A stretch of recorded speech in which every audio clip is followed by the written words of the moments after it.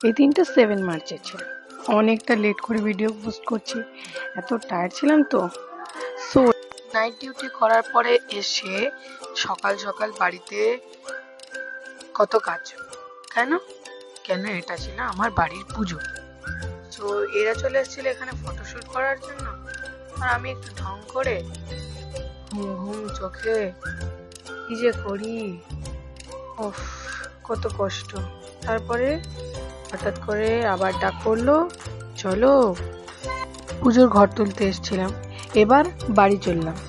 By the way, বাড়ির এই ডেকোরেশনটা কেমন হয়েছে? দেন একটু খাওয়া দাওয়া করলাম, ভাইও আমার সাথে খেতে বসেছিল আর দাদা সার্ভ করছিল। তারপরে ওরা খেতে খেতে আমার দেরি দেখে উঠে চলেই গেল। আমি শেষে একা একা বসে বসে খাচ্ছিলাম। কেন বলতো, দাঁতে আমার খুব ব্যথা ছিল, আমি একটু একটু খাচ্ছি আর দাঁত নিয়ে বসে আছি।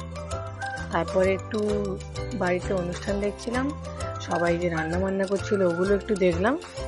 তারপরে দেখতে দেখতে এবারে চলে গেলাম আমি বাড়িতে। ও মা, বাড়িতে গিয়ে দিদি আর জামাইবুর খুনসুটি, ও দুজন মিলে ঝগড়া, তারপর একটু মস্তি, এইসব করতে থাকলো। আর আমি আবার সেই কীর্তন দেখে একটু চলে এলাম একটু রেস্ট করার জন্য। And wait for the next part.